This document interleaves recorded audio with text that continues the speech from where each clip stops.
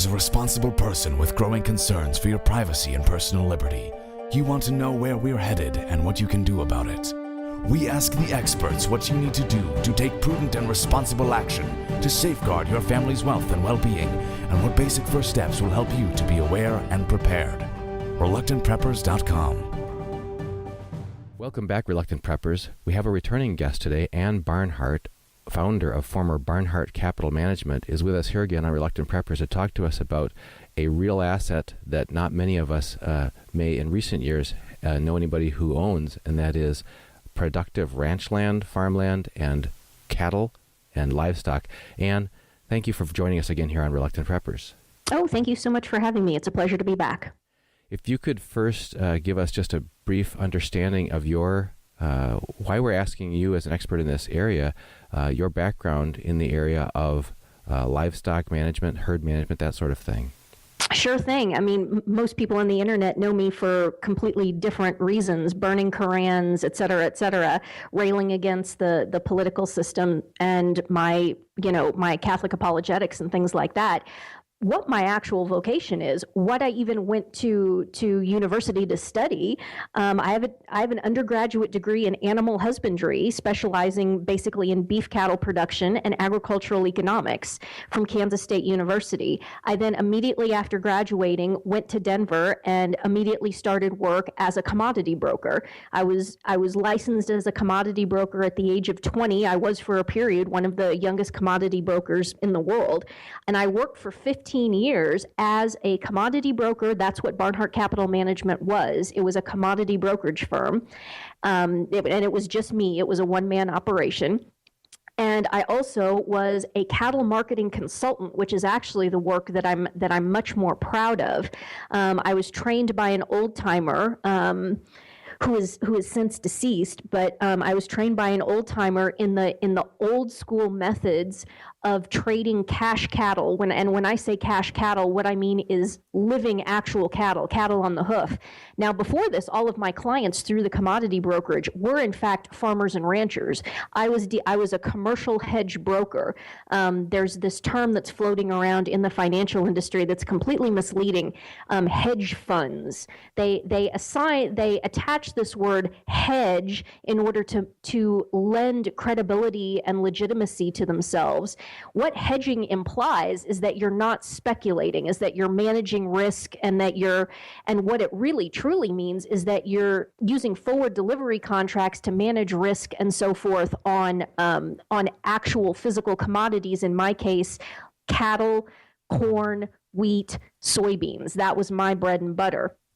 And so all my clients, like I said, were ranchers and farmers, and I was a true commercial hedge broker. So yes, I was brokering futures and options contracts in Chicago, where, back in the day, if you've ever seen like the movie Trading Places or anything like that, when all the guys are standing in the pit screaming and yelling and screaming and yelling and trading these contracts back and forth with each other, what I would have been is I would have been the person who was on the other side of the telephone that those guys or those clerks are talking on and getting orders from, and then reporting the fills back to. That's what I did. That was my job.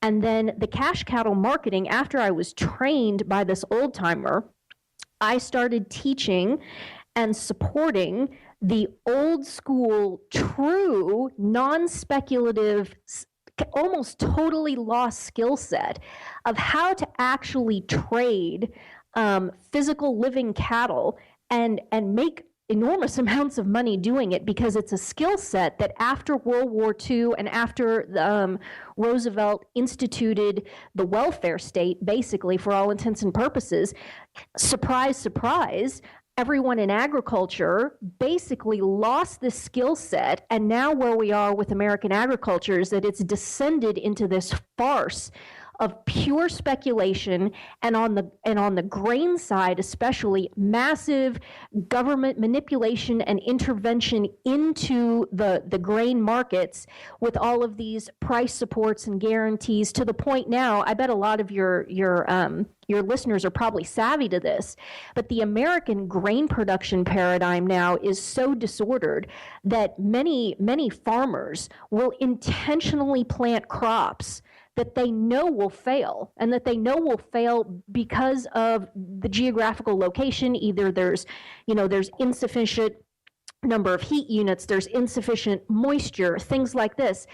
Because the paradigm is so messed up with all this government intervention and price supports and things like that, they can make more money intentionally planting a crop that will fail and be guaranteed a certain level of income by doing that, rather than planting what they should be planting and it would be the best productive match for their geographical location. Right. That's how bad things are. Now, there's not intervention like that yet so far in the cattle markets. The cattle markets are one of the most pure and liquid cash commodity markets left, certainly in North America and in the world. And so the cattle markets are just great. And you combine that with the fact that all of the cattlemen over the last 50, 60, 70, 80 years have lost the true skill set of how to be savvy marketers and really understand what they're doing in terms of trading cattle. When I was taught that skill set, I was basically the only person left on the block who was teaching any of this and trying to keep the skill set alive. And I don't teach live schools anymore because I've had to go, I went underground and went off the radar, but I do still have, and I still can sell the 16-hour-long DVD version of that seminar that I teach, taught, and support. Okay. And if you could talk to us just for a minute, whet people's interest as far as what are the major benefits of owning productive farmland, ranch land, livestock? What is that fundamentally different from, or what are its advantages over other types of assets that you can hold? Well, I think first and foremost is the inflation protection and the security of the fact that it's actually food. I am known on the internet in the metals trading circles because I advocate partial investment in gold and silver and metals, but I'm not a metals bug. And the reason I'm not a metals bug, and I'm not the kind of person who thinks that precious metals just solve everything, is because these are assets that are essentially stagnant, and they are fantastic for when there is economic calamity, catastrophe, and you need to get your wealth into something, not necessarily with the intent of turning a profit on it, but in terms of holding your wealth together. That's what metals are fantastic for. You think about gold, you think about silver. You can't eat it, you can't do anything with it. It's just there, it's shiny, it's portable. And in catastrophic situations, it helps a person hold their wealth together and minimize the losses that might occur in an economic catastrophe, the outbreak of war, the breakdown of civilization. Okay, great, fine, that's fine. But let's think about productive land, and let's think about cattle. What are these things? These are real assets that are food that can be eaten. And in the case of cattle, and also to a large extent in the sense of grains, because a grain crop is growing, cattle are growing. With each passing day, if you can put feed in front of these animals, they are putting on weight, and they are becoming intrinsically more valuable because they are gaining weight. And so you can be in a situation where you are in an economic catastrophe, and if you're holding cattle, or if you're able to produce forage, foodstuffs, grain, and you can defend and you can execute this, you still have an investment that is generating a return just by its very nature. Now, the big difference between the grains and the agricultural products is obviously the agricultural products, these are perishable, right? You can't just have a steer and just let it get to be where it's 12 years old. You have to, at some point, you have to harvest animals in exactly the same way that you have to harvest crops. If you're going to invest in grain farming, you have to have the ability to harvest and market the crop within a fairly tight window every year. So that is one limitation, and that's a big difference. Whereas gold, we all know gold literally lasts forever. It doesn't tarnish, it doesn't rust, there's no degradation in it. That's one argument pro for precious metals. But on the other hand, if you still have some freedom, flexibility of movement, you're going to want to look at these food commodities. And again, just reminding you of the fact it's food. No matter what happens, if there's total, complete collapse, as long as there are still living human beings on this planet, which there will be, those human beings will be consuming food, will be wanting food. And so what you're dealing with is really the most intrinsically valuable commodity on Earth in the universe, because it is something that is utterly, utterly necessary to human life. And you mentioned that there's also tax advantages to holding that. I noticed I saw a one of these advertisements recently. I believe it was starts out with former Congressman Ron Paul talking about the truths about the long-term scandal that's been covered up, the foundation of the Fed, the debasement of the U.S. currency, and on, the national debt skyrocketing, a hockey stick curve, and then it leads on to, so you need to find out what you need to do to hold the most wealth preserving asset that the mega rich have, or whatever, and then it transitions. It says it's not gold and silver, and it's not other things, and it shows the chart to basically just having gone up and up and up over decades and decades and decades of value. And some commentary from people online have said that they paid the whatever it was, $99 to get the video set, and basically it's saying you need to own productive farmland and ranch land. Well, that isn't even a question of taxes. And again, you're talking to the wrong person about, wanting to pontificate about tax advantages, because as you and I assume most of your listeners know, I declared a tax strike years ago. That's why I had to go underground. I'm not paying taxes to the former United States government. Good heavens, I don't consent to this government. It's not the United States. The United States, the constitutional republic, clearly no longer exists. The rule of law is not in force. I do not consent to be governed by this putsch regime, and the notion that I would continue to pay taxes into this is just a complete absurdity. From a moral perspective, to me, in my mind, paying taxes to the Washington, D.C. putsch regime is basically the same thing as offering the pinch of incense to the statue of Caesar. St. Polycarp chose death, chose to be executed, rather than, even with the state begging him, come on, old man, all you have to do is offer one little pinch of incense, just throw it at that statue and everything will be fine. And he said, no, you're going to have to go ahead and kill me because I'm not going to betray Christ. That's pretty much where I am right now with this whole question of taxes. The listeners, you have to make that decision for yourself.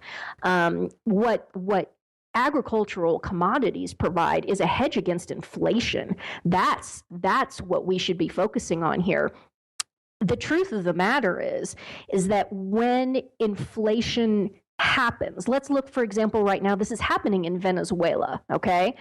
So Venezuela, this failed socialist state, is now going into the true hyperinflationary stage where their inflation is now running, I think I saw the other day, 1,500%.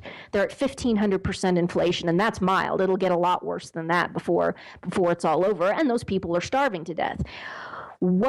When that happens in a society, units of value, aside from just absolute complete desperation, what is going to maintain a relatively close unit of value relative to whatever nonsense currency that a nation state is putting forth is going to be your food commodities. And I think it could also be argued that in the modern Western world, the petroleum, you could also kind of make that argument for petroleum, that there will be kind of a connection to reality as people absolutely need energy. But I think even more primordial than that is the dynamic with food. And so what happens is that if you are in an inflationary or hyperinflationary situation, if you're holding productive farm ground and you can defend it and maintain it and continue to work and harvest and so forth, if you have cattle, what will happen is as the inflation happens and the value of the currency just descends and prices go through the roof. What will lead all that will be your food commodities. And so your wealth will again be held together in a very real way, because the price of the cattle, the price of the land, the price of the grain, the price of all these food commodities will go up, up, up, up as the inflation happens. And so because you are holding the primordial commodity, you will be essentially protected from the inflation in that sense. And so you will continue to have buying power that other people do not have, because your money is not sitting in some bank in zeros and ones in worthless US dollars or whatever it is that you probably can't even access anyway. Your money will be tied up in these assets that are, because of what they are themselves, will be going up in price with the inflation, thus maintaining your buying power. I even have on the DVD set, I reproduced it in 2011. I did a second edition. And one of the reasons that I did that is because I saw what was coming. I saw with the Obama regime and so forth, that the fact that the Obama regime would be stoking and fomenting a race-based civil war, which I've been proved exactly correct on this, and it's not because I'm any prophet or super genius. It's just looking at history and looking at these people and what they've been saying for decades it was their intention to do.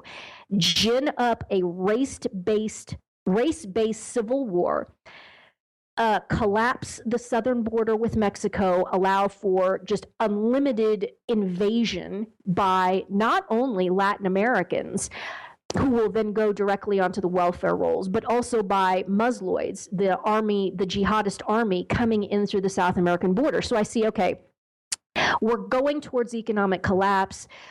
Look at what they're doing to the debt. Look at how they're debasing the currency. $19 trillion is what Washington, D.C. is now in the hole, and that's not even the beginning of it. It's far worse than that.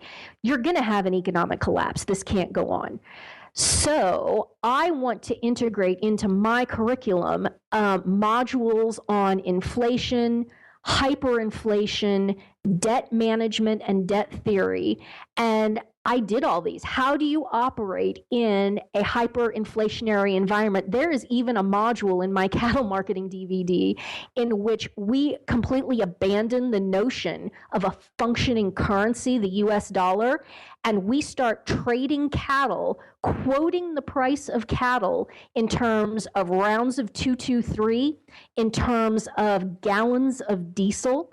And I teach people how to calculate what the true price of corn is, because that's very much tied up in terms of cattle, because you need to know how much it costs you to put a pound of gain on an animal, and that is intimately linked to the price of corn. Corn is kind of your benchmark. So even if there's massive, massive hyperinflation and you wake up one day and corn is trading for $40 a bushel, and people are all just going to be looking around at each other saying, what does that even mean? We can't even get our heads around that. I teach people how to backward calculate so that they can always be oriented to what the value of these physical commodities is. And these concepts, it's presented, of course, in the context of cattle, certainly. It applies to everything. It's going to apply to automobiles, junked out cars. What's the value of this?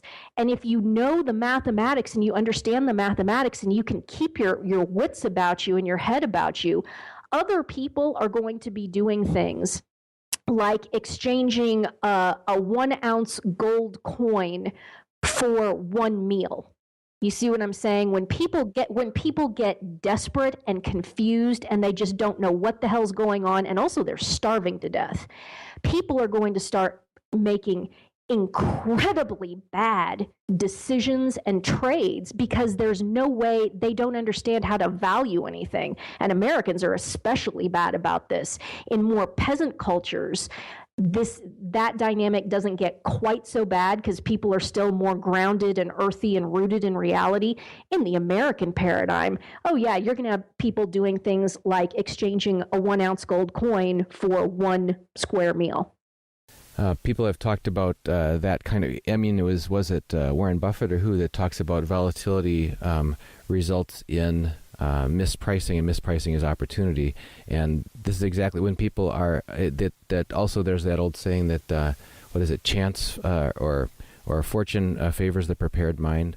So if your mind is prepared and you have the understanding, and the other, what's that Rudyard Kipling quote? Keep your head while all is about you are losing theirs. So we've heard a lot of wisdom through the ages that corroborate your point, that having your head about you and understanding how to do bartering and understanding the valuation between different asset classes means you'll be able to survive and thrive much better than people who are just desperately making emotional, irrational decisions based on lack of knowledge, lack of understanding, and a kind of emotional panic state.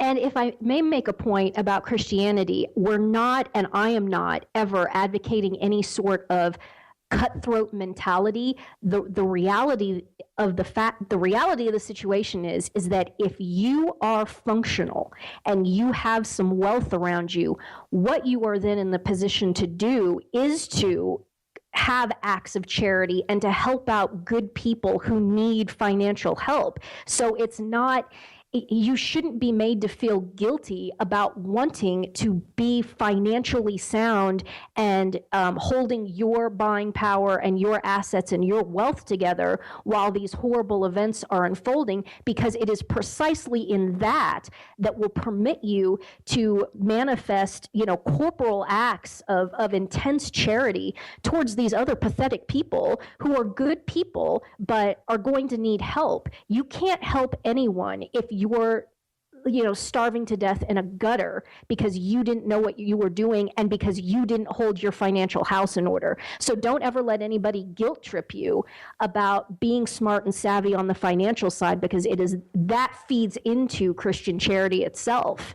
And it enables you to be effective in positive ways, as you mentioned. I mean, it's even the every time we fly on an airplane, right, we get to hear that video that says in the case of an emergency, you'll get these oxygen masks to drop down. Make sure you affix yours before assisting others. Is like you're no good. And the same thing exactly. when in engineering training, when you talk about confined space entry, where people go in, one person goes in and collapses from bad air, you don't run in after them. You've got to make sure that you have a harness and people pulling, so you can get out, because you're no good as a rescuer if you run yourself ragged. Same things happen when people talk about, you've got to get rest, you got to care for the caregivers, that kind of thing. And it reminds exactly. me the biblical story of Joseph and the coat of many colors traveling to Egypt, where he'd had these visions. The emperor, Pharaoh had these dreams. Pharaoh. About these signs and symbols he didn't understand. Joseph correctly interpreted them as 7 years of plenty will be followed by 7 years of famine, that sort of thing, over and over. And that by storehouses, and then how it played out was the people of Egypt and surrounding nations, when the hard times, first they depleted all of their meager stores, and then they showed up and said, we want to buy, we'll pay for the food, we want to buy food, we'll trade our money, we'll trade our lands, we'll trade our servitude, whatever. He not prepared and stored up, he would not have been in the position to rescue those people. So a lot of history behind what you're saying. So that's a good point as far as it's not that you're planning on trying to position yourself to take advantage of others. It's that you want to protect and preserve your own life and liberty. And second of all, you want to be able to enable yourself to be capable of helping others. So right. Can we talk about some how-to steps? As you mentioned, a lot of these are lost arts. So we become so culturally disconnected from where our food comes from the land itself. It reminds me of back on the movie Gone with the Wind, where Scarlett O'Hara's father, giving her his last words of wisdom, he says, "Hold on to the land. That's the only thing that lasts." We've lost that. Mm-hmm. I mean, 90% of people are completely disconnected. They think in their life, their reality that they're currently living is that food comes from the store or from a restaurant. Yes. Yes. So the very first steps aren't known to people. So if you could kind of, and just a very high level summary, I was thinking of acquiring how would people go about searching for, finding, understanding what are the right things to even be looking for in terms of either land assets or livestock operations, then how they can get learning, education, I guess that should probably come first.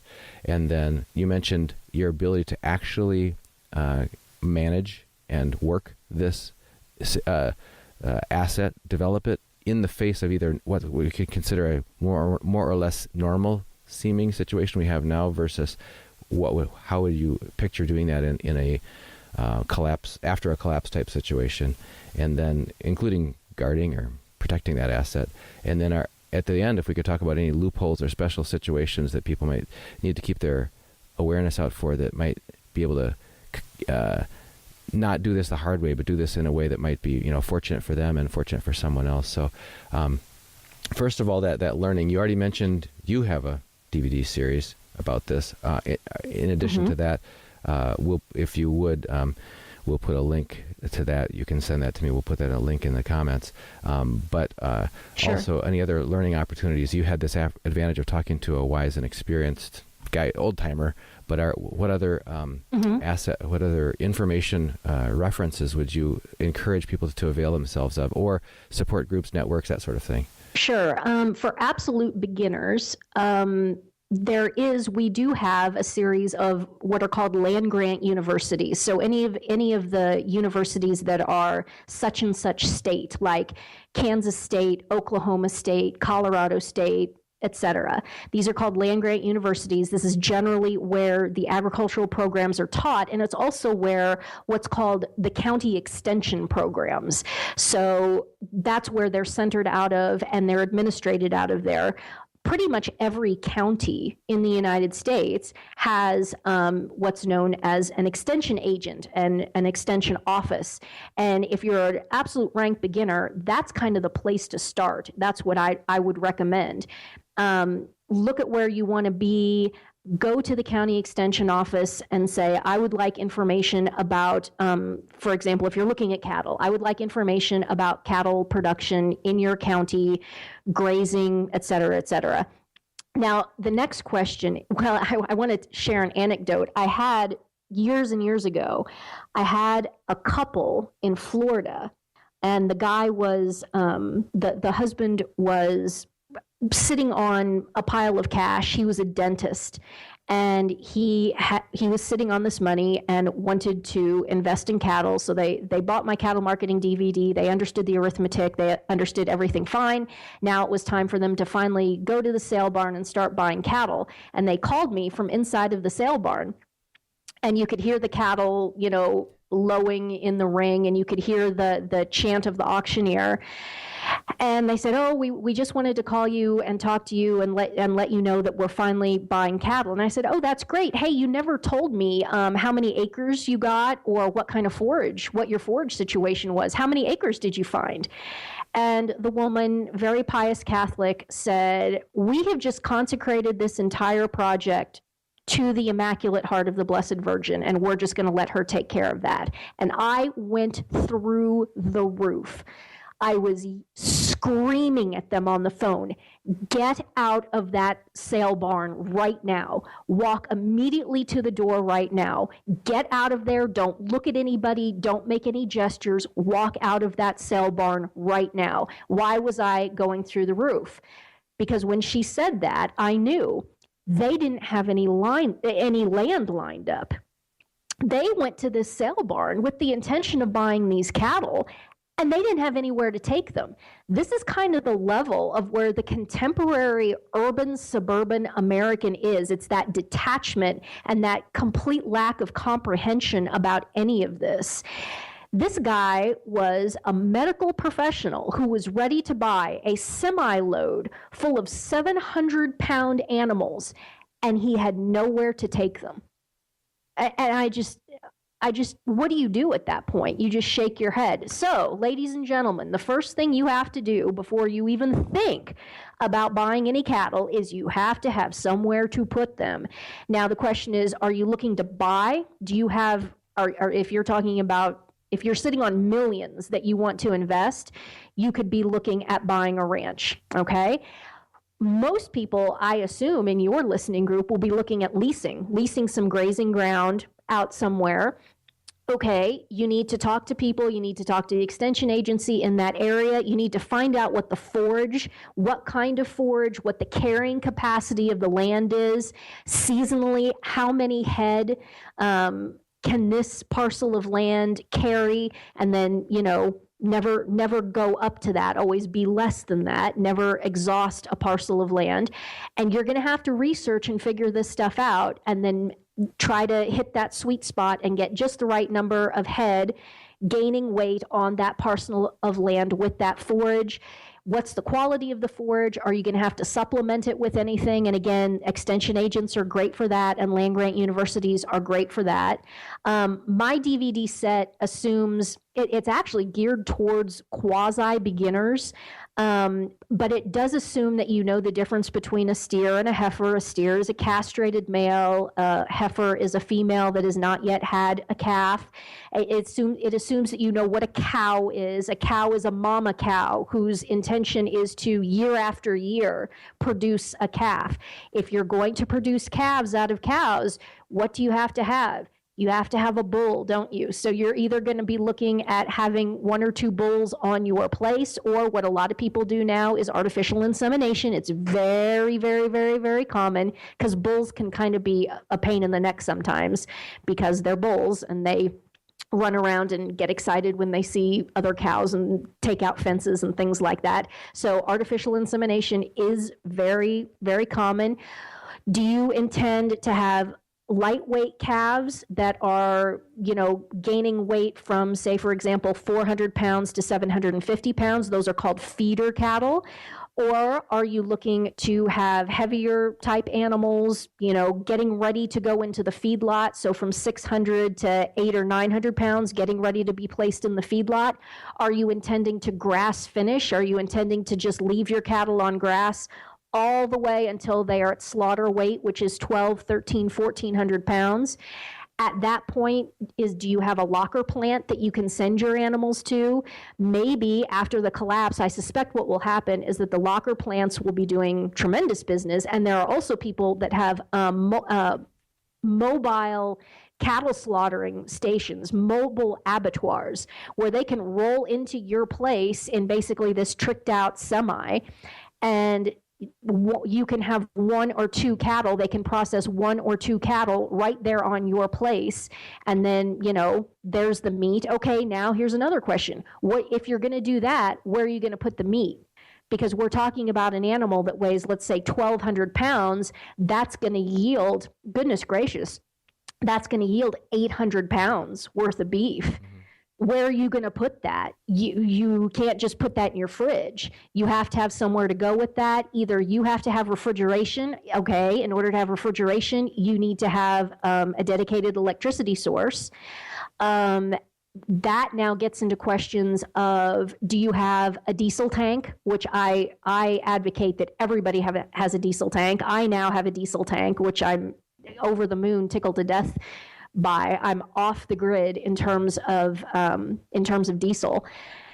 You're going to have electricity. You're going to have to be able to manage all these things. So there's a lot to think about. Most people, before war breaks out and we're still in a normal situation and there are still grocery stores, well, let's be honest, you have the cattle in order to generate income for you, and then you're still going to the grocery store. Some people will process one of their own animals and then have the slaughter facility bring them and deliver to them, say, half of a carcass, because it's just so many pounds of meat. But for now, until war breaks out, the point of this is to make money off of the cattle, and then you turn around and you go to the grocery store as normal, or you buy in small quantities from the local kill plant or whatever like that. But these are all things that need to be thought about, and you kind of need to be getting your ducks in a row.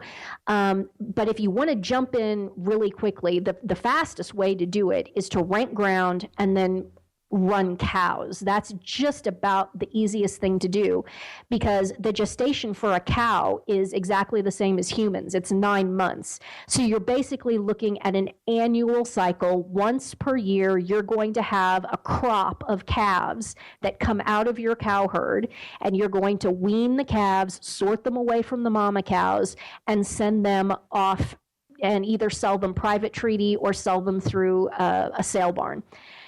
So that if the easiest way to get started is to lease ground, don't buy, and then kick some cows out on it. That's the easiest, simplest way to go. But it's slow. It doesn't cash flow as much as trading cattle, trading feeder cattle does. And we talk about both of these paradigms. In fact, in my video, we talk about all three at length. We talk about trading lightweight feeder cattle. We talk about sending cattle to the feed yard and finishing cattle or finishing them on grass. And we also talk in depth about running a cow herd. So all three modes of the cattle business are covered. But the first step is you got to get some land, either buy or lease. And then as far as managing the actual operation, depending on the size of the operation, what does that look like just at a very, very high level for a rancher and or a ranch leaser, and what do you see as both in the happy path of normal, where there's normalcy left in the society and the economy, versus what would it potentially look like after a breakdown situation? Sure. In terms of a cow herd, that can easily be done in terms of one's spare time in the evening or early in the morning. So if you're looking at keeping the job that you have right now and you want to do something on the side, a cow herd is the least intensive, because they basically take care of themselves. You just need to check them every day or so. So if you're putting out feed supplements, mineral supplements, things like that, you can do that stuff in the evening in your spare time. If you want to look at actual full-time work would be the aggressive trading of feeder cattle. Learning how to process cattle, run them through a chute, learning how to put ear tags in their ears, learning how to doctor them when they get pink eye, learning how to deal with that, et cetera, deworming them, putting anti-fly treatments on them, all that kind of stuff. And then the actual trading of the cattle, you can do that yourself. A lot of people use what's called order buyers, which is an agent who does those things for you. And that's probably what I would recommend if you can get in with either a neighbor, a friend who's experienced in all of this, or there are actual men who have the career of being one of these buying and selling agents. And as with all things in our post-Christian, post-Western culture, there are dishonest people running around. But I will say this in defense of the North American cattle industry. Sure, there are some bad people running around. But, relative to the mainstream of the culture, the cattle industry is still, I maintain, one of the most morally pure, highest level, morally functional industries in our fallen culture. So yeah, you have to keep your eyes open and your ears open. And the other thing is to talk about it, because it's a relatively small community. The cattle industry, obviously, because hardly anybody's actually running cattle anymore. These folks, they know each other, and it's kind of a way of self-policing and self-protection. If some guy does something that's just blatantly dishonest, and certainly if he's blatantly dishonest repeatedly, that gossip just goes through the community like lightning. And you'll probably get some pretty good advice from locals and people that you meet on who's a really good person and who's a good Christian person that you can do business with, and you might want to avoid him. He's known for trying to, dump sick cattle off on people, things like that. That information set just spreads like wildfire. So talk to people, don't isolate yourself, get to know your neighbors, which is always good advice. And as far as if there were and this is of course speculating, but in the case, and maybe we have some historical examples to go on. I certainly, growing up, thinking about the old cowboy shows you used to watch, there was always talk about cattle rustlers, always trying to catch the cattle rustlers, and that's what branding was all about too, and everything. So, can you give us some of your thoughts, either from speculation or from what you're aware of actually has transpired in a either a lawless or a breakdown type situation, what have been effective, reasonable expectations people should have as far as how they're going to need to keep their asset, protect their asset, and be able to continue to develop it. Right. I'm glad you brought that up because it's an interesting thing. Obviously, the incidence of cattle theft, of rustling, is going up. It's a specialized kind of a criminal outfit because you have to know what you're doing, and you have to have a trailer. It's also risky because a lot of times, when these guys are trying to rustle cattle out of like a small feedlot or something like that, they're so close to the house where the people are living that this makes a tremendous racket. I mean, hearing a semi pull into your place in the middle of the night, what they're generally going for is cattle that are out, way out. But even then, it's labor intensive because they have to gather the cattle, they have to drive the cattle, and then get them loaded onto a semi. It's a pretty difficult thing to do, but it is happening. There's more of this going on, and the industry trade groups, the National Cattlemen's Beef Association, the Texas and Southwest Cattle Raisers Association, outfits like that. That's one of the things they're actually working on is improved security and so forth. But on the other hand, we have technology on our side. And there are now technologies, as we all know, because we're all being tracked by our cell phones and things like that. There are things that you can do to have, like when people can put that chip on their car, and if your car is ever stolen, you can track where your car is. Right. I think most new cars now probably have that just intrinsically built into them, which is creepy in a way, but in another sense, there are tracking technologies, and there's also branding and things like that. But there is an increased incidence of it, just in my opinion, and this is one of my mantras that I've said for years and years and years. If you can't stand in front of something with an AR and defend it, then you don't really own it. I would recommend, obviously, that whoever is living in proximity to cattle should be armed and should be ready to go if anybody rolls in and tries to back a semi up to your loading chute. You need to be ready to go. The other thing that's very effective is having dogs around. Dogs that will just absolutely go bonkers and raise hell if anybody rolls in there in the middle of the night. And having a good cattle dog around is just, I think, I'm in favor of cattle dogs. A real, true working dog can be a tremendous help, especially to somebody who's just getting started. If this sounds, and also, so I suppose in terms of being able to stand there and guard, it means you're on guard. You're on the hook to be guarding your cattle, unless you're going to hire someone else to do that, or leverage technology in some way. Are you aware of people? If they ever want to go visit their relatives or leave town, go on vacation or anything like that, what types of arrangements do people typically make? I know it must vary widely, but just what are some examples of typical ways that people can have someone watching after their cattle if they need to be away? Sure, absolutely. Understand that if you've got cattle in confinement, if you're trading feeder cattle especially, and the cattle need to be fed by hand every day and aren't just kicked out on pasture like a cow herd would be, then absolutely, you are tied to those animals. And you have to work, and you have to work on Sunday, and our Lord understands this. It could always be worse. The most labor-intensive animal agricultural paradigm is actually running a dairy, because if dairy cows don't get milked, their udders will explode and they will die horrible, horrible deaths. And so that's why dairymen are known for having to get up at 3:30 in the morning, and they have to get out there and they have to milk those cows. Beef cattle are less intensive, but yes, you have to hook up with neighbors, family members, friends, whatever, or hired man. If you're resigned to moving out into the country and actually living on site, a lot of people just have a hired man because, there's a father, but then it's too much work for one man to do by himself. And so you have the hired man who generally works by the hour. And then when you're gone, he can cover for you, and then when he takes time off, you can cover for him, and you can get by. But that's a great point. That's another thing that you have to think about, is that these animals, most of the time, you're going to have a daily work commitment, a daily feeding commitment to them. And so you're going to have to, again, get to know your neighbors and talk to people, especially if you're living completely apart and separate from other family members.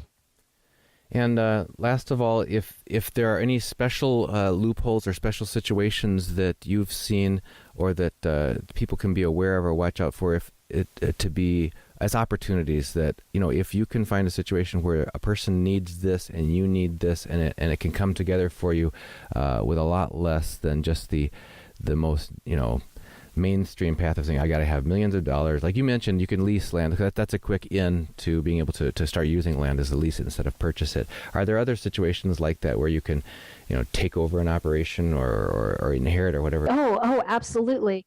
That's the tragedy of the North American, especially the cattle industry, is that as each year goes on, more and more of these old timers are selling out, and because they never learned how to do the business right, and they didn't make the kind of money that they should have made, their children don't want anything to do with inheriting and staying on the place and continuing the operation. And so all over the country, there are small operations where the man is in his 70s or 80s, and he's either retiring or he dies, and then the entire kit and caboodle goes up for sale. And so you can buy a relatively small parcel of land, say 80 acres or something like that, and that 80 acres will have on it a house where this old couple or this old man presumably lived, and then is either retiring off of or died. And then there will be some extant facilities there. Oftentimes, there will be just an entire functioning estate that will come up for auction. This is going on all the time. And so if you figure out where you want to be, where you want to live, what's the best fit for you, and then start looking at real estate and estate liquidation and auction listings, because people are dying out of the cattle industry and not being replaced. And here are all of these little gems, these completely ready to go, packaged, almost turnkey operations ready to go, and they just get piecemealed out. Whereas there should be an influx of younger people coming in, just picking up where the older people left off. That's what's so scary about it, is that because there's been this incompetence on the financial side coming out of the disorder of the welfare state and government intervention in markets and so forth, it's driven all of the young people away. And so the industry's aging to death and dying. So I think, it's a case of God working in mysterious ways, that there's now this generation of younger people who didn't grow up in agriculture, but the light bulb is going off over their heads saying, aha, this is where I need to be. This is where I need to go. And look, here are all these incredible situations. And because people think that agriculture is a hopeless grind, the price structure is relatively low for these assets. I mean, you can get into a relatively small but functional and usable parcel of land with a house on it. Now, it's not going to be a suburban McMansion with granite countertops or anything like that. And you could conceivably, over the course of 10 years, provided we have that long, you could work slowly on remodeling or expanding the house or doing whatever you want. But you're going to be moving into a house that was probably built, let's be honest, in the 1950s, or maybe even an older pre-war type house out in rural America. And it's gonna be good enough. It's gonna be good enough. And that's something that we all need to get through our heads as Americans, is that, the absolute best of the best, if that's your standard of expectation, you're going to go insane. What we all need to start thinking about is good enough. Let's find something that's good enough, and then make sure it's physically clean and physically safe, and then we can go from there. Start focusing on good enough, and there's just buku properties like that all over the United States. Well, Ann, if there's any other major stone I've left unturned here, could you, if there's anything else you can think of to add to people who are considering, just wanting to look into this more, find out more, consider it seriously? Sure. I think we've covered actually a tremendous amount of ground. And I just want to give the details about my DVD. It's not totally inexpensive. It is $500, but it's 16 hours. It's my full seminar. You'll have it in your home for the rest of your life, so you can go over and review it and review it and review it. It comes with a full color 65-page workbook. And after the initial lecture, when I'm lecturing about how to execute marketing and so forth, it then turns into basically a ginormous mathematical practicum. And so you have this 65-page workbook that's just all about doing out the mathematics, the arithmetic. It's not about my opinion. It's not the opinion of the man who trained me. None of it is opinion. And that's why when I saw it, I was instantly sold, because the first thing when I met the old man who trained me, he sat me down and he gave me a tablet and a pencil, and he said, all right, I'm going to show you how to do this math. Math is constant, unchanging. It is true. It makes sense. It's rooted in reality. You don't have to forecast anything. You don't need any magic formulas, and you can, in fact, do all of this arithmetic sitting in the pickup, scrawling it out on the back of an old envelope. It's that easy. It's addition, subtraction, multiplication, division. And there's, I guess technically you could say there's a teeny tiny bit of algebra, but just in the sense of solving for x, which again is just a function of usually subtraction and division to solve for x. We can all do that. We're talking about 6th grade level arithmetic, okay? It's $500. You've got it for the rest of your life. And that's pretty much it. I've not increased the price at all since I first made it, even though the price of cattle over the past 5 years almost doubled, and then it pulled back. But there was a massive inflationary phase about 3 years ago where the price of cattle almost doubled in about 18 months. And boy, I tell you what, the people who had been through my school, they were eternally grateful in terms of being able to keep their heads about them when prices were going through the roof, and also in terms of the admonition that I gave to all those people, that I said, look, if we have a hyperinflationary event or even a mildly inflationary event, and you find yourself suddenly sitting on top of all of these cattle that are worth a whole heck of a lot more than what you paid for them just because of the price inflation, do not be stupid and go borrow more money. Retain the equity in those animals and pay down your debt and get detached from the banks. We're also very big about that. If you have to go into debt just to get started, your objective should be to get out of debt as fast as you possibly can. And that's something that an inflationary environment will allow you to do. You'll be able to pay off your note and then operate entirely on your own cash. And then, brother, you just own the world when you're in that situation. So if you have any interest in this at all, I will put a link up on Barnhardt.biz. In fact, I'll put a link up on the main permanent menu bar that says Cattle Marketing DVD. I'm off the grid, so the ordering instructions are pretty specific. I appreciate cash, I appreciate money orders, and I can do checks, but there are very specific instructions for all that. You will need to contact me, preferably via email, and then I will email back to you and say, okay, this is what we need to do. This is where you send the money. And then I do have people who are taking care of all this, and generally the DVD set, once they receive payment, it ships back out the next business day by priority mail. So the turnaround on it is pretty quick. Great, and we'll also include your email in the link. I'm putting this into the notes as we go. Already put your Barnhardt.biz link in there and your email. Ann at Barnhardt.biz. ANN at Barnhardt.biz. Thank you, Anne, so much. This has been a bit of an unusual topic. Ironic, isn't it, that this is probably one of the most traditional topics that you could think of in the human history, and yet it's almost exotic for us to be talking about it. So thank you so much for being here and being our guide to truth that people may be keenly interested in knowing, because it certainly will separate them from the herd. Very good. Good pun there. Well done, sir. Thanks, Anne. All right. Talk to you later.